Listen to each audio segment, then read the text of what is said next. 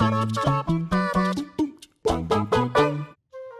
there with your clicking of the dislike button. At least hear me out, alright? Although there are all-round beloved gems like The Witcher 3, God of War, Spider-Man, and whatever else, sometimes a whole bunch of games get roundly adored by critics, only for the majority of us to be left going, what? Really? That got 5 stars? That's the thing you're gonna give full marks? No doubt the comments will back me up, or they'll tear me down about the following examples, but with all that in mind, I'm Scott from WhatCulture.com, and these are the 9 most overrated video games of the decade so far. Number 9, Halo 5. Dripping in expensive production and playing supremely well it may be, but Halo 5 not only lied to fans about what its story would be about, seriously, the Chief vs Spartan lock rivalry is non-existent, but what story is there feels threadbare and structurally it's repetitive as hell. We're talking almost every combat encounter feeling identical, literally one boss battle being repeated 5 times, and a bizarrely half-baked exploration of a Master Chief and Friends storyline that goes nowhere. The game even has the goal to end on a cliffhanger, tagging on a beloved character turning evil and begging you to come back at some point in the future. Maybe then 343 Industries might have some idea what they're doing with the franchise, but hey, at least they fixed the Master Chief collection. Number 8, DMC, Devil May Cry. If Ninja Theory had written Devil May Cry's reboot with a little more respect for the fandom and a lot more attitude, rather than just opening with an insult to people who liked old school Dante and a ton of shoegaze moping, it could have been phenomenal. Sadly, although there are some brilliant level designs and combat is tight as hell, the entirety of DMC is dragged so far down by having characters that you just don't want to play as or even hang out with. Dante comes across like some try-hard wannabe cool guy. He feels like that annoying militantly vegan friend that won't let you breathe without reiterating how many lost souls were fed into the hamburger you're currently consuming. Dante is a lovable a-hole with twin pistols, one-liners, and a red trench coat. Try to remove that and make it work in the real world, and you're just left with the a-hole part. Number 7, Fallout 4. It remains a criminal offense that Fallout 4 swept up all the Game of the Year nominations at the end of 2015 instead of The Witcher 3. Seriously, it's just as baffling now as it was back then. Fallout 4 certainly improved on its combat and, the graphics, I guess? Crafting new weapon parts was great fun, but everything from AI scripting to story, the amount of bugs and glitches and everything in between was so half-baked. Sorry Bethesda, but The Witcher 3 had your lunch. It comes to something when you actively expect a Bethesda game to be unpolished, only to find that it is.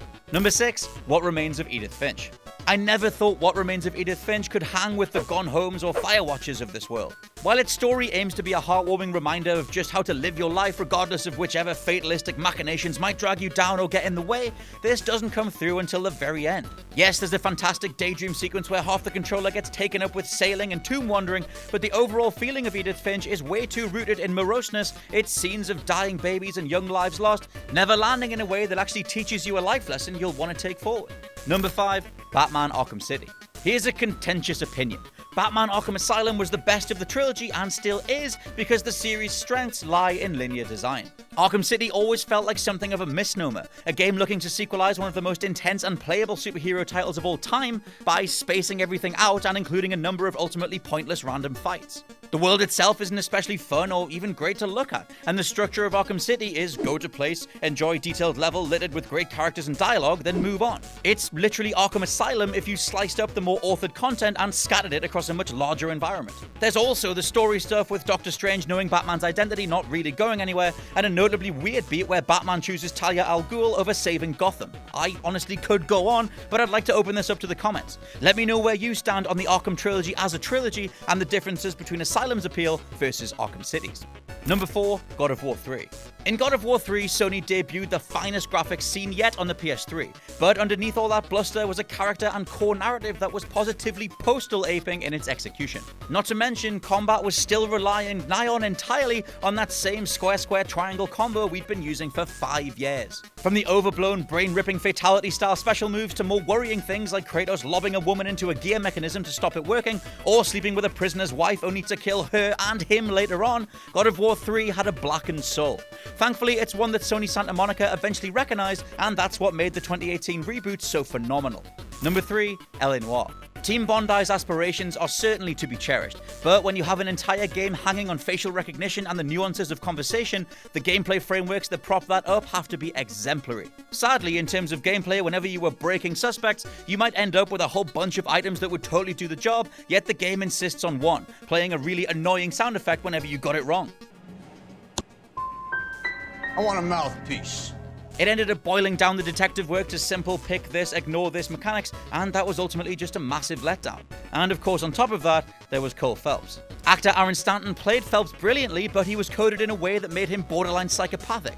He goes from shouting the house down 1 minute to completely mild-mannered, please do go on, the next. It shattered any sense of immersion in the game's most important scenes every time. Number 2, Grand Theft Auto 5. Vice City introduced worthwhile things to core gameplay like leaping out of moving cars, blasting tires, and popping dudes through windshields. San Andreas gave us scores of RPG-like customization, and GTA 4 came with a new game engine, being Rockstar's experiment to mature the series in a memorable way, even if the majority of the fandom ended up hating it. For GTA 5 then, it kind of felt like Rockstar didn't know what anybody wanted anymore. We got torture and yoga minigames, missions where you drive from cutscene to cutscene, skits like the Life Invader assassination, and characters that were nowhere near as likable as the likes of Tommy Vercetti, CJ, or even Nico Bellic. GTA 5 did play immaculately, and GTA 5 has made more money than the majority of small island nations combined, but looking back, there's none of the reverence and genuine love that we have for those older titles. Number 1, BioShock Infinite. A contender for the most disappointing game ever thanks to trailers showcasing features and graphics that were nowhere to be seen in the final product, BioShock Infinite still felt lackluster in every area, including Booker and Elizabeth's arbitrary relationship, some terrible gunplay, a practically non-existent upgrade system, and a nonsensical world. Over-the-top set pieces were the game's way of building a connection between the two leads, and even the existence of tonics felt out of place in a functioning society. It was a far cry from the older BioShocks where scientists had gone mad inventing plasmids, hence you discovering what was left in the aftermath, and right from the get-go, this highlighted a lack of cohesion across the entire game. In the end, you could tell the creative director Ken Levine just couldn't pull his original project together, and the corners that were cut ended up severing enjoyment at every turn.